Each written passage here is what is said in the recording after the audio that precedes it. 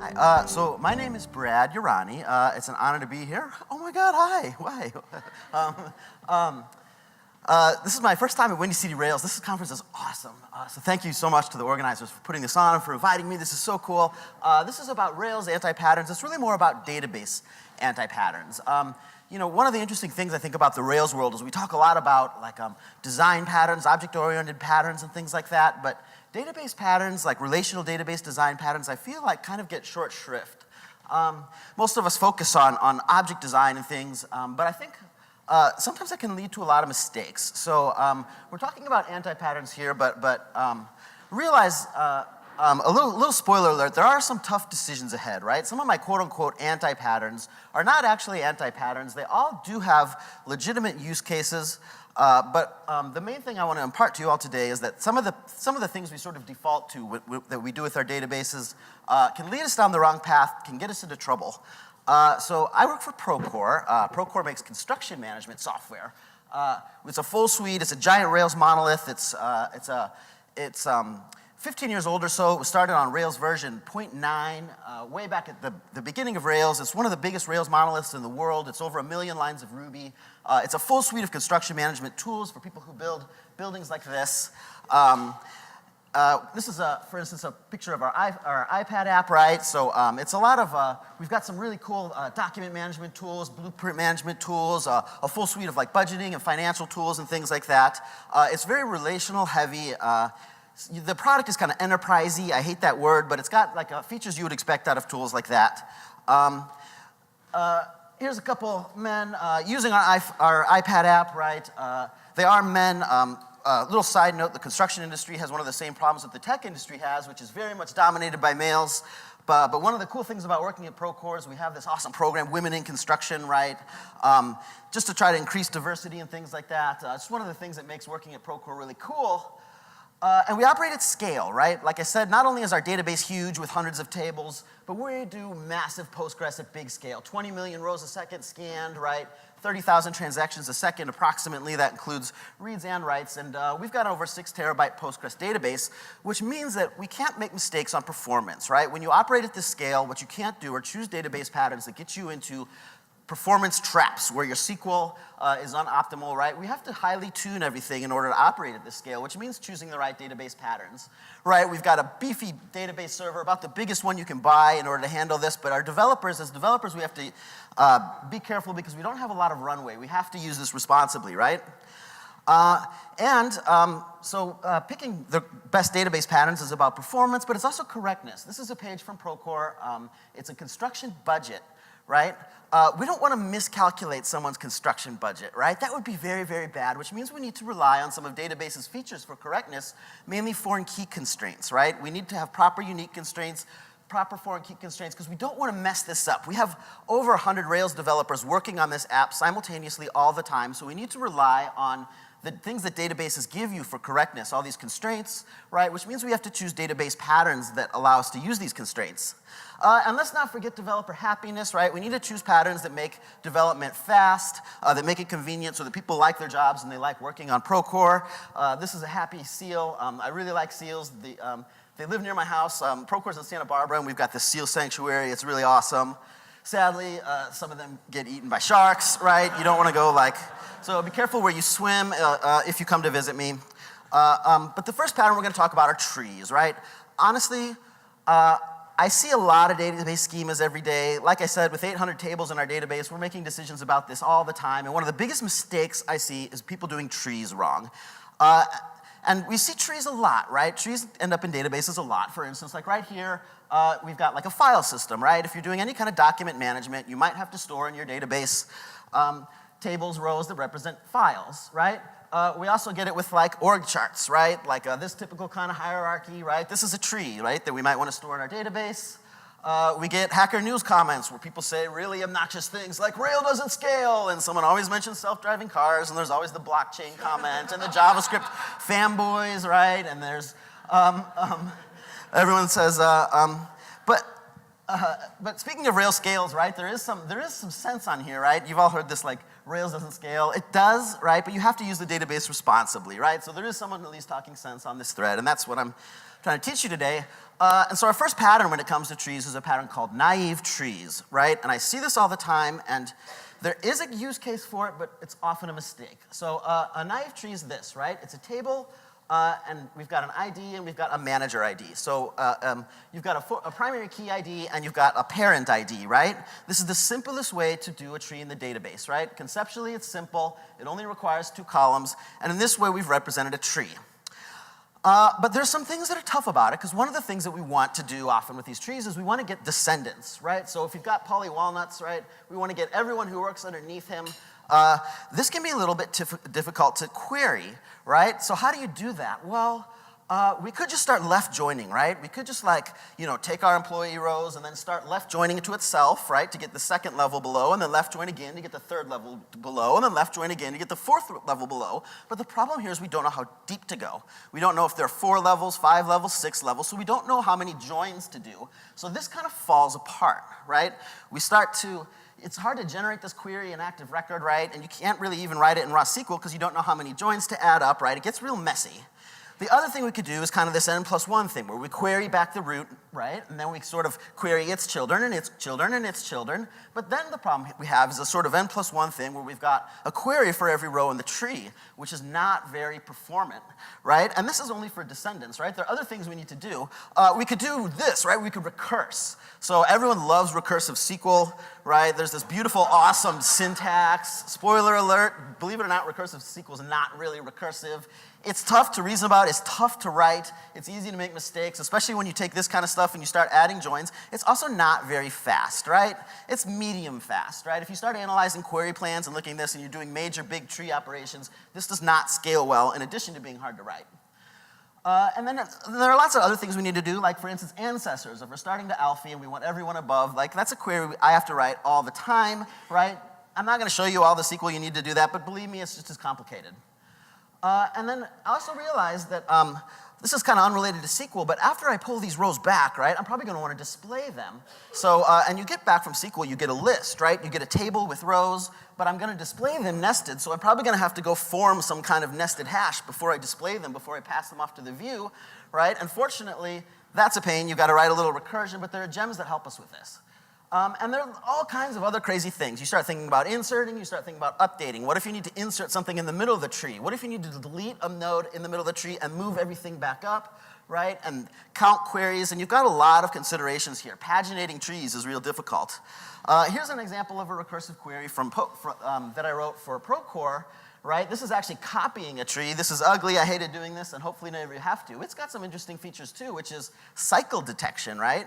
We hope that our tree is correct, but you could have parent A, have parent B, which has parent C, which has parent A, because someone made a mistake, and now you've got to add crazy things like cycle detection in your recursion. This is hard. But there is some good news for this, right? They are simple. And you do have referential integrity. Conceptually, this is a pretty simple model to follow, and you do have your foreign key constraints, which means you're not going to make a mistake because you do have the constraints. So you might actually use naive trees, right? In a few cases, right? If you don't need those descendants queries or those ancestors queries, or maybe you do write those big, hairy recursive ones, right? But you can cache this, right? So you're not running this all the time and taxing your database. But there are alternatives, starting with closure tree, right? This is a very cool pattern. What you do is you take this tree, right, and you have a table on the side where you point every node to itself and to each of its descendants, right? So it looks like this. First of all, you start with this, right, which is you have an ID and you have a parent ID. So this is the file example, right? We're representing a file system. You've got an ID, you've got parent ID, you've got the name of the file. This is naive trees, right, which I just showed you. So you start with naive trees, and then you add this table on this side here, where for each one of these you point it to itself, so you can see the top 1, 1, right? And then 1 has a child 2, and then 1 has a child 3, and 1 has a child 4. Further down, you've got 2 pointing to itself, 2, 2, and you've got 2 as a child, or a descendant, I should say, because it's not just children, it's grandchildren, great-grandchildren, right? So you point everything to itself and everything below it. This makes querying a lot easier. For instance, that descendants query I showed you now looks like this, where you've got folders, you join it to that folder tree, which is that tree on the side, right, where the ancestor ID is 2, and you've just done a much simpler query with a single inner join to get all the descendants. That's awesome. Ancestors is now one single select query, descendants is one select, getting siblings is one select. You've drastically simplified querying this and made it a lot faster, right? And there's an awesome gem, it's called Closure Tree. We use this, it's really, really great. It's fully featured. They are looking for a new maintainer, I noticed, but it does have recent commits, right? So it's in good shape, and we use this and love it. And it's pretty easy. You kind of just add Closure Tree to your model, right? And you get all these great methods that give you like your basic operations right out of the box. Gives you this cool thing, this like find or create by path, which allows you to like, okay, I want to make a child, right? And it's here, it's ancestors, and it will create these if they don't exist or find it if it does. Really nice gem. Mutation is also pretty slick, right? You can create a node and only 2 inserts, right? You can reparent. That's when you like delete a node in the middle and you've got to move everything up. 3 inserts or updates all in one transaction. It's good. So it's faster. You don't have to write recursion. You get your constraints, right? It supports single table inheritance. All these databases, it's good. And probably one of the biggest things about this, right? One of the best things about this pattern is a lot of people, and we found this a lot, we started with naive trees, we had naive trees, and we had to migrate to something better. All you have to do is add that table on the side, and you can leave the existing database table in place, right? You don't have to modify the table that you started with if you're on naive trees and you have to move to this pattern, which if you're like us, and we've got trees with over 1 billion rows in our table, adding columns to that is very, very, very hard without locking, without taking the database down, right? And we don't like downtime. It does not compatible with PG Bouncer. That's a connection pooling people that a lot of people, including us, use high volume Postgres. And while it is way faster than naive trees, it's not as fast as our next pattern, which is Materialized path. So this is another way of representing trees, and it looks like this, right? We've got this table, and we've got this column called path, which is a string column, right? Which has like just a string separated by slashes of the hierarchy going down here. That looks really weird. Like it's a string pattern. When I first saw this, I thought like that's insane. You're using a string column to represent this path. Are you bonkers? That's not how databases. That's not how you're supposed to use databases. Turns out it's really great and it works really well because our descendants query just looks like this now. I've got folders where path is like, and then I do a wildcard search with a wildcard on the end, and just by doing that, I can find all the descendants of a node, right? Important note here, right? When we talk about database speed and performance, we talk about indexes, right? It's not going to be fast unless there's an index. Postgres, and I think MySQL and most of the other ones will use an index if you've got a wildcard search on a string, but the wildcard is at the end. It will still use the index and still make that fast, which is good. So this is fast. And there's also a great gem for this one. It's called Ancestry. It's maintained. It gives you all the same convenience methods. It does have some limits because that string is a varchar 255. You can only go 23 levels deep. No referential integrity, right? You can't do foreign key constraints on the string. So that is a big drawback to this pattern, is that if you need that integrity, you need to make sure that it's absolutely correct and you're afraid of people making data mistakes. This is not for you. It is slightly faster, so like you can see the closure tree is about 3 times slower doing ancestors, right? And about 1.5 times slower doing descendants. But these type of benchmarks don't really tell the whole tale, right? Because, but what about descendants.count? Turns out closure tree is 175 times faster. So be wary of naive benchmarks, and remember that there's a lot more than just ancestors and descendants. There's all these other concerns, each of which have their own unique performance in things. One little tip is realize most of the time the most important thing are the reads, right? In any performance metric, in any tuning the database, right? Because usually things are read hundreds of times more often than they're written, right? But also be wary of naive benchmarks because there's a lot more to it. Even though, like I said, ancestry, materialized path is 3 times faster on descendants, it's still like milliseconds. And those milliseconds might not matter, right? There are other things about whether you trust the gem, about how well maintained it is, et cetera, et cetera. So, anti-pattern number 2, polymorphic relationships, right? First of all, I put anti-pattern, right, in parentheses because, first of all, this one does have a lot of legitimate use cases. In fact, it's not really an anti-pattern at all. It's just one of a pattern. It's just a pattern. It's a good pattern for certain use cases, but there all are alternatives. And depending on what you're doing, there are alternatives that might be better for you. And I feel like a lot of people don't know that. As Rails developers, like, you know, this polymorphic relationship thing, it's built into Rails and it's got all this great tooling and it just works straight out of the box. And so a lot of people use it without realizing that it does have some downsides, and people often dive right into that and choose choose that as a default without realizing that there are trade-offs and that depending on what you're doing, there might be a better choice. So it works like this, right? This is actually an actual case from Procore where we picked polymorphic relationships and it turned out to be a bad choice and we had to undo it. We had this thing, it's called line items, right? And we have so we've got all these budgeting and tools, so we've got like sales orders, purchase orders, receipts, and someone said, oh, underneath these we have line items, and look, they're all the same, right? They've got a quantity and a total and an ID. Why don't we make them all share a table? So we did a polymorphic relationship just like you do in Rails. We've got holder ID and holder type, right? Which tell you which table the foreign key corresponds to and what and is actually the foreign key itself, right? So it's two fields. Out of the box, Rails gives you, you're supposed to put a compound index on those two fields, so lookups are fast, right? And this is what we did, which is kind of the Rails way, and it was terrible. The reason is we started having to add extra columns to line items, and the columns weren't shared, so we thought these things had everything in common, and they didn't, right? And it ran into other problems. We were mixing this with single table inheritance, some other things. This is, by the way, what polymorphic relationships look like if you don't have it. When you actually look at this table, when you actually create this and you look at it, this is what the table looks like, right? You've got a holder ID and a holder type. Like I said, there are advantages, like it's built into Rails, it's easy to add more. So like if I added like a fourth, if I added like a fourth entity that could be a parent, I don't have to change much. I wouldn't have to change line items itself. But the disadvantages, and here's what we found. Like I said, we used this and it didn't work. No foreign key constraints, right? This is the biggest thing. And we talk about correctness. We talk about using databases, like using everything they offer you to make sure your data is correct. Because holder ID there is the foreign key, it points to potentially 3 different tables. You can't add the constraint to make sure that it's correct right there. And that's the biggest drawback to this pattern. Also, you lose your cascading deletes.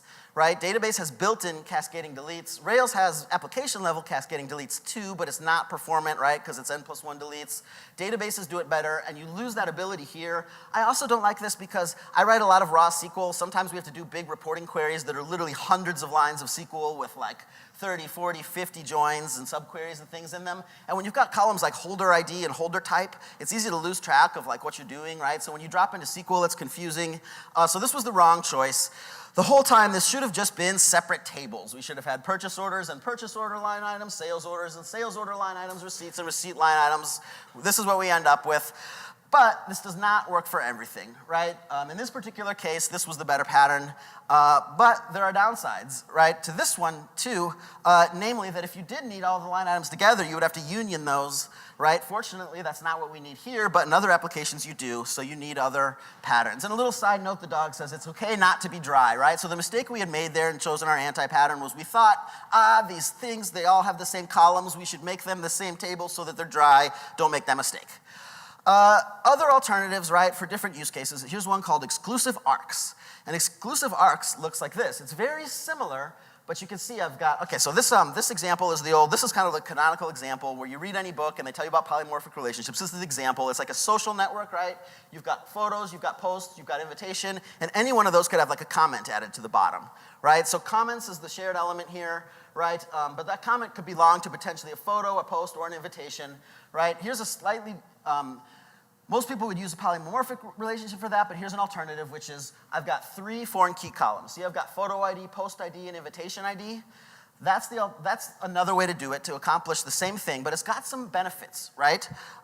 So this would actually look like this. If you looked at this comment table, right, you have your ID, you have your obnoxious comments where people say ridiculous things, and then we have 3 foreign key columns, and you can see that in every one of these, when you've got 3 foreign keys, 1 is going to be filled in and 2 are going to be null. Very important. We would never have like 3 or 2 of those foreign keys. It's always 1 and 2 nulls, right?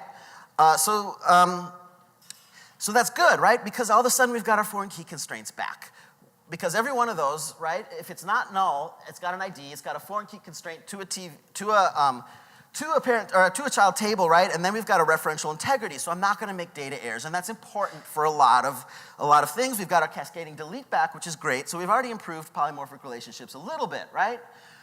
Disadvantages, there are some possible mistakes here, right? We don't have perfect referential integrity because you could, if you introduced a bug, right, you could accidentally populate more than 1 foreign key column, couldn't you? Right? You could make that mistake if you introduced a bug, so it's not perfect. right? But it's better than if correctness, and that's a big if, right? If correctness is the goal, it's still better than polymorphic relationships. But once again, if that's not your goal, right, if you're not worried about that, you don't need to go to this trouble because the polymorphic relationships that are built into Rails are awfully nice. They work. Okay, so another, right, alternative, right, because we saw that exclusive arcs, like, it is good, right, it is more correct, it does have more constraints, but it still allows for some errors. We could do this pattern called base parent table, right? So the same example, we're still on comments. The way this works, right, is you've got your three, you've moved the foreign keys, firstly, so you still got photos, posts, and invitation, but notice they now have, all three of them have a commentable ID. All right, so we've moved the foreign keys to the left side, right? And then we have a table commentables, which has the shared fields with the author ID posted at and the message itself, right? And that's one-to-many with the comments. So real important thing realize is that this relationship on the left is one-to-one, right? So for each photo, for each post, for each invitation, there's a single commentable row. So if we had 10 photos, 10 posts, 10 invitations, we would have 30 rows in commentables. So there's exactly one-to-one relationship here. You would force that by putting a unique constraint on commentable ID on all three of those tables, right? And then commentables is one-to-many with comments, right? It's got commentable ID on the right side, right, which allows you to have this one-to-many relationship. So this has some advantages too, depending on what you're doing, right? First of all, you have better referential integrity because now you don't have that mistake where you can mix up foreign keys like you did with exclusive arcs. It is nice and dry. Some disadvantages, now every time you query, you're making 2 inner joins instead of 1, right? So there are some extra joins. Usually inner joins are very, very fast, right? And you have to have the right indexes, but usually they're fast, so usually that's not a problem. It is another table you have to set up. The biggest problem with this is that it's a one-way street kind of, where like, if you're traversing left to right, fine. Like if you want to take all your photos and find the comments, you take photos and you preload or you join it to commentables, and then you preload or join comments, all good. But if you wanted to do something that goes the other way, like for instance, you wanted a page that showed all comments, and then like, and then showed like either the photo or post or invitation underneath it, right? Like maybe this is an admin view or something, right? Like, it's hard to go back the other way, because you can join comments to commentable, but then when you get back to this way, you don't know which table to join on, so this is really the best if you're only traversing this relationship one way, left to right, right? And there is still a mistake you can make in this schema, right? There is still a data mistake you can make. Did anyone spot it? The mistake here would be if, in photos or posts or invitations, you had like commentable ID 1 in photos and commentable ID 1 in posts, right? So we still don't have perfect referential integrity. It is still possible to make a mistake, but it would be, depending on what you're doing, it'd probably be hard to make that mistake. So once again, depending on your application, that may be safe enough for you, it may not be, right? So we've got some choices now. We saw polymorphic relationships, we saw separate tables, and we saw exclusive arcs, right? And we saw base parent tables. So now there's a choice to make, like, what are the biggest factors here? Well, let's start with a use case that I ran into where I really, really like polymorphic relationships. We have a table called active histories in Procore where it's like anytime anyone makes a change to any one of hundreds of entities, we store like a change record row in this histories table, right? So histories is polymorphic to over 100 other tables. That's great for polymorphic relationships when you've got like literally 100 different possible parent tables, because you add a new table, right? You can start inserting rows into the histories table right away immediately without making any schema changes. I don't have to write a new migration every time I need to add a new type of entity to my like histories table. Great use case for that, right? So ding, ding, ding, polymorphic relationships is awesome, right? If you need it, if you want safer though, right? If you want better constraints and you want better data integrity, but you still want a relatively simple thing, exclusive arcs is for you. That's the one where you have, okay, 3 relationships, 3 foreign keys, right? If you want to be completely safe, right, and you're really worried about data integrity, then you can move up to base parent table. And really, there's actually another one. There's actually another pattern where because if you want perfect referential integrity, like we really can't make mistakes, then you need 3 join tables. This one is called reversing the relationship. I've never actually had to use this, but it's another one. Here you've got primary key to foreign key to primary key to foreign key. If you have the constraints on that, you literally cannot mess up this data, which is good, which is what we want. So here's get a 5th option. So we've got trade-offs here, right? And some of these are like our typical trade-offs that we face every day in software engineering. Performance versus simplicity, right? So like in our tree example, naive trees are not performant, but they are simple, right? Something like materialized path, where we had that string field, right? is very performant, but it's tougher to deal with. It's tougher to query, right? We probably rely on the gem to write some of those queries. So that's a trade-off. Correctness versus convenience. Polymorphic relationships are super convenient, but they allow for correctness mistakes, right? Where other possible schemas are more correct. So we've got choices to make. Make good choices. You now all have extra tools in your toolboxes. So if nothing else, right, you can research these. There's some great books. Realize you have more tools than you thought you did.